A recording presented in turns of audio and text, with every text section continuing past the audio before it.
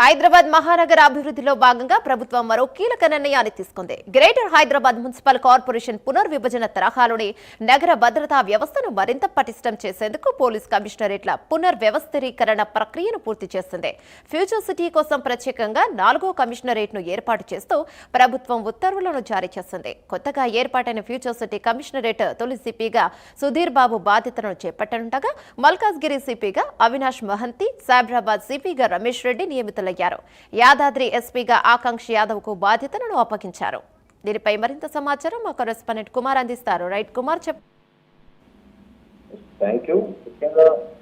తెలంగాణ రాష్ట్ర ప్రభుత్వం కొత్తగా ఏర్పాటు చేసిన ఫ్యూచర్ సిటీ కమిషనర్ గా జి సుధీర్ బాబును అయితే నియమించింది. అయితే గ్రేటర్ హైదరాబాద్ ను ఏదైతే 3 మున్సిపల్ కార్పొరేషన్ గా విభజించిన ప్రభుత్వం వాటి పరిధిలో ప్రాంతాల్లో 4 పోలీస్ కమిషనరేట్లుగా పునర్విభజన అయితే చేసింది. ఇప్పటి వరకు హైదరాబాద్, సైబరాబాద్, రాచకొండ కమిషనరేట్ మాత్రమే ఉండగా ఇప్పుడు పునర్విభజనలో భాగంగా 4 కమిషనరేట్లు ఏర్పాటు చేశారు. అయితే హైదరాబాద్, సైబరాబాద్ తో పాటు ఇటు మల్కాజ్గిరి ఫ్యూచర్ సిటీ కమిషనరేట్లుగా ఏర్పడతాయి.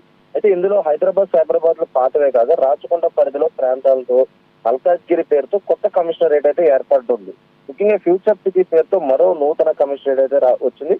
ఈ పోలీస్ కమిషనరేట్లకు సంబంధించి కమిషనర్లుగా నియామకంలో భాగంగా 4 IPS నుండి బదిలీ చేస్తూ కూడా రాష్ట్ర ప్రభుత్వం ప్రధాన కార్యదర్శి రామకృష్ణారావు ఏదైతే ఉత్తర్వులు కూడా జారీ చేశారు. ఇప్పటి వరకు కూడా రాచకొండ కమిషనర్ గా ఉన్న జి సుధీర్ బాబును ఫ్యూచర్ సిటీ పోలీస్ కమిషనర్ గా అయితే నియమించారు.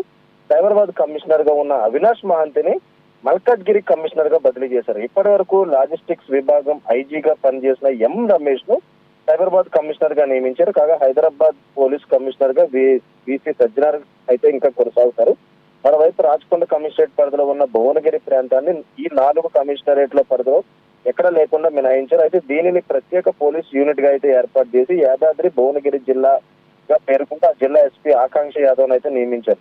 అయితే రాష్ట్ర ప్రభుత్వం తెలంగాణ రైజింగ్ గ్లోబల్ సమ్మిట్ లో 2047 విజన్ డాక్యుమెంట్ లో లక్ష్యాలకు అనుగుణంగా రాష్ట్రాన్ని ప్యూర్, రేర్ అని 3 విభాగాలుగా విభజించి ప్రతి ప్రాంతానికి ఒక ప్రత్యేక వ్యూహం, ప్రణాళికతో ముందుకెళ్లాలని నిర్ణయించి ఇందులో భాగంగా రాష్ట్రానికి అతి ముఖ్యమైన ఓఆర్ఆర్ లోపల 27 మున్సిపాలిటీలను జిహెచ్ఎంసీ లో కలుపుతూ చట్టపరమైన చర్యలు తీసుకుంది. ఈ వ్యూహం ద్వారా ఈ ప్రాంతంలో ఒక ప్రణాళికబద్ధమైన అభివృద్ధి జరగడానికి అవకాశం ఉందని తెలుస్తుంది. జిహెచ్ఎంసీ ప్రాంతాన్ని 12 జోన్లు, 60 సర్కిళ్లు, 300 వార్డులుగా ముఖ్యంగా దీన్ని విడదీశారు. అయితే ఇదే విధంగా ఇతర శాఖలను కూడా ఇదే విధంగా వ్యవహరించారు. అయితే ప్రభుత్వం అయితే ప్రస్తుతం ఇదంతా కూడా నిర్ణయించింది. ఇందులో భాగంగా పోలీస్ వ్యవస్థను 4 కమిషనరేట్లుగా విభజిస్తూ కూడా నిర్ణయం అయితే తీసుకుంది.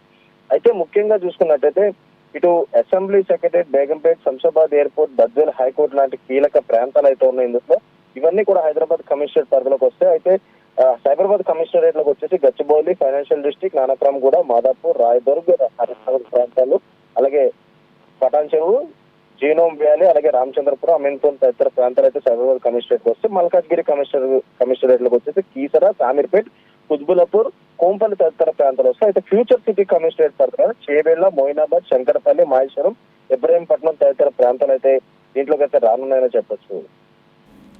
Right, thank you.